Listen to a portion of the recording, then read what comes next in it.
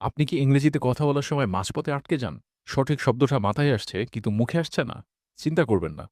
আপনি একাই এই সমস্যায় ভুগছেন না। হাজার, হাজার মানুষের এই একই সমস্যা হয়। কিন্তু আজ আপনার জন্য একটি সুখবর আছে। আজকের ভিডিওতে আমি আপনাদের জন্য ১০ টি সহজ টিপস দিব, যা আপনার ইংরেজি বলাকে করবে অনেক বেশি সাবলীল এবং আনন্দদায়ক। টিপ নাম্বার ১, ইংরেজিতে চিন্তা করুন। Think in English. নিজের মাতৃভাষা থেকে মনে, মনে অনুবাদ করা বন্ধ করুন। অনুবাদ করলে ব্রেন অনেক সময় নেয়। ধরুন, আপনি আকাশ দেখছেন। মনে, মনে বলুন, "দ্য স্কাই ইজ ব্লু।" বাংলায় অনুবাদ করার দরকার নেই। এই ছোট্ট অভ্যাস আপনার ব্রেনকে সুপারফাস্ট করে তুলবে। টিপ নাম্বার ২, সহজ শব্দের ব্যবহার। ইউজ সিম্পল ওয়ার্ডস। কঠিন শব্দের পেছনে ছুটবেন না।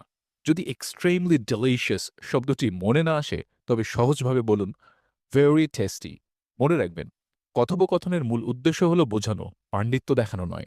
টিপ নাম্বার ৩, প্রতিদিন কথা বলুন। Speak every day. শব্দ মনে রাখার সেরা উপায় হল তা ব্যবহার করা। কথা বলার কেউ নেই? আয়নার সামনে দাঁড়িয়ে নিজের সাথে ২ মিনিট কথা বলুন, অথবা এআই এর সাথে কথা বলুন।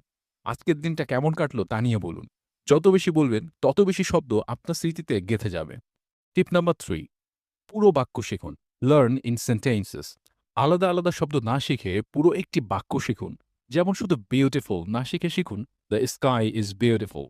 এতে কথা বলার সময় শব্দগুলো অটোমেটিক চলে আসবে। টিপ নাম্বার ৫, ফ্ল্যাশ কার্ড ব্যবহার করুন। Use flash cards. কাগজের একপাশে ইংরেজি শব্দ এবং অন্য পাশে তার ছবি বা মানে লিখে রাখুন। দিনে মাত্র ৫ মিনিট এগুলো দেখুন। আপনার মস্তিষ্ক ছবি বা ছোট নোট দ্রুত মনে রাখতে পারে।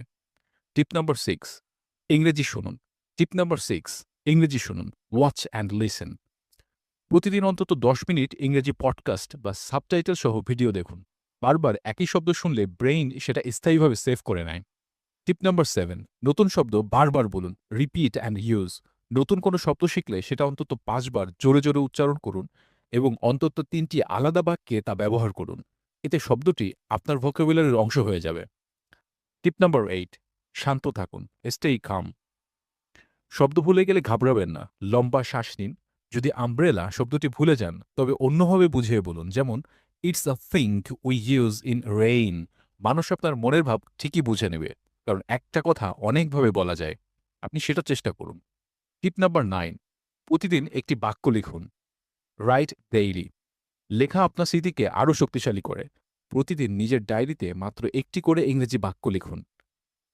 এটি কথা বলার সময় সঠিক শব্দ খুঁজে পেতে ম্যাজিকের মতো কাজ করবে। টিপ নাম্বার ১০, শব্দের সাথে ছবির সংযোগ করুন। কানেক্ট